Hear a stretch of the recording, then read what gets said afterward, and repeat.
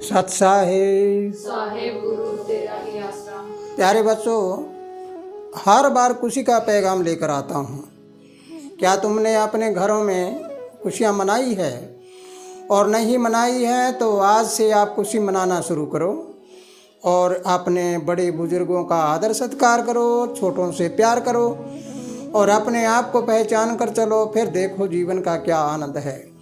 अगर तुम सब जगह शांति से रहते हो तो शांति जैसा जीवन कहीं नहीं होता। बहुत अच्छा जीवन होता है शांति में रहने का। तो प्यारे बच्चों, आपको अपने जीवन जीने की कला आनी चाहिए। जीवन जीना भी एक कला होती है और मरना भी एक कला होती है।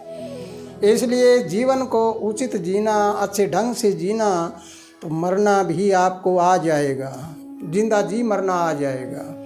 तो आओ चलें हम अगली क्लास में। पिछली वीडियो में आपने सुना था परिवर्तन के बारे में और भोग योग के बारे में।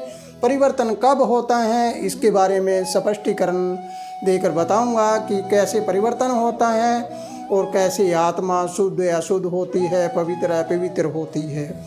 तो आइए प्यारे बच्चों, अब आपने 6 नंबर तक पहले देखा था। अब हम शुरुआत करते हैं कोई भी किसी प्रकार का। जैसे आपने कभी रेखा गणित में पढ़ा है कि 2 त्रिभुजें हैं, 2 त्रिभुजों के 2 कोण सम हो या 2 भुजाएं सम हो तो सिद्ध करो कि वो त्रिभुज सर्वांग सम होती है।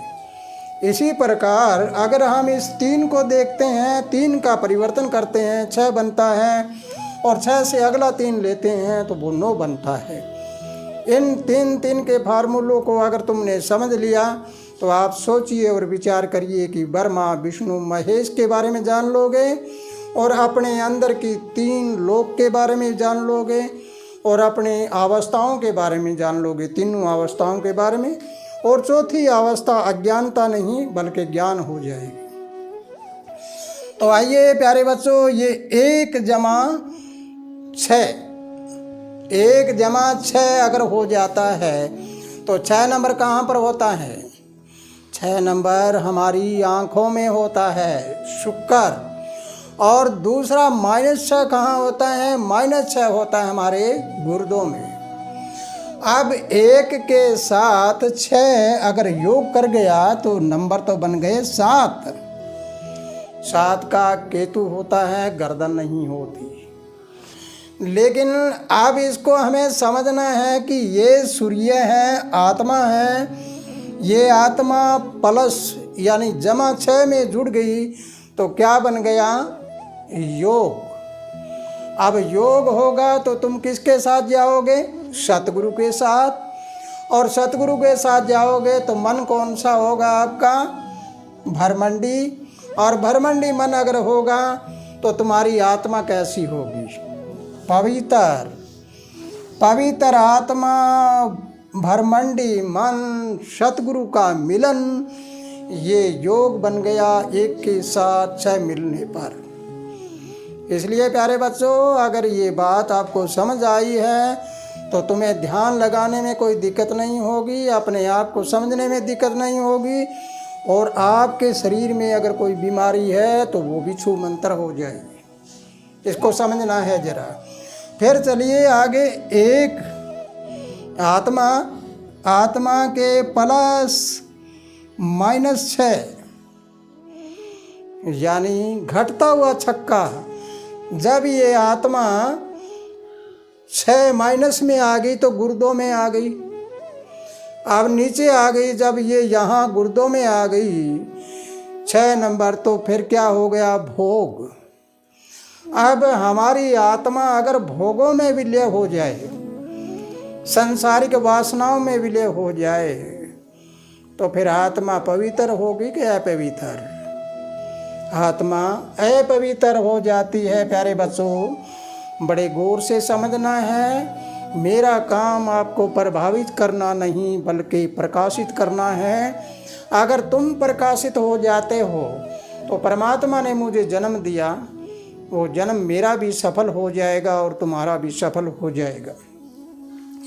तो इसलिए हमें जानना है कि 1 के साथ -6 होने के बाद ये घट जाता है, घटते हुए ये 7 नंबर होते हैं। तो 7 की राशि, जैसे राशियाँ होती है 12 राशियाँ होती है, और 12 राशियाँ हैं, ये चारों दिशाओं में 3-3 राशियाँ होती है अलग अलग।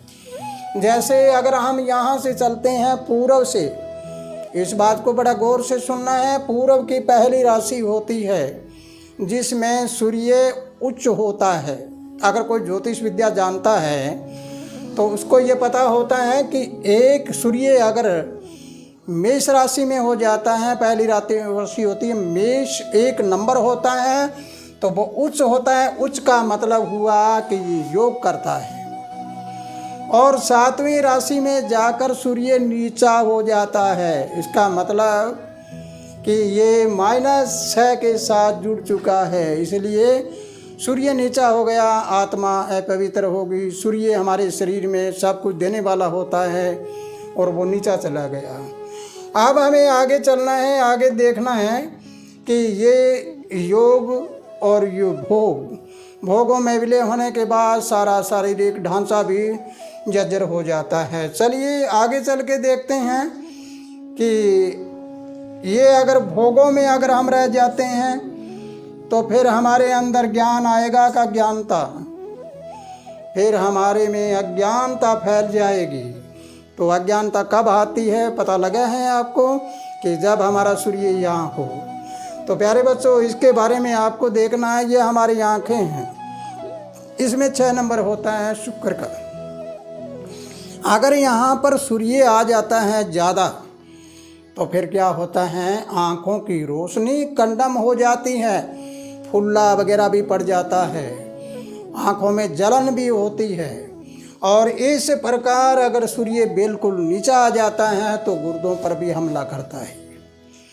इसलिए आगे चलिए, ये परिवर्तन के साथ जुड़ी हुई है सारी बातें। फिर आगे चलते हैं, परिवर्तन कब होता है। इसमें 1 के साथ 5 नंबर जुड़ गई। बुद्धि के 5 नंबर होते हैं, परिवर्तन के 5 नंबर है। तो अगर जमा है तो फिर क्या होगा, सुबुद्धि आएगी। अगर सुबुद्धि हमारे में आ गई तो फिर हम भोगों में रहेंगे कि योगों में, फिर हम योगों में रहेंगे। और योग में रहेंगे तो हमारी बुद्धि कहाँ पर जाएगी, सतगुरु के पास।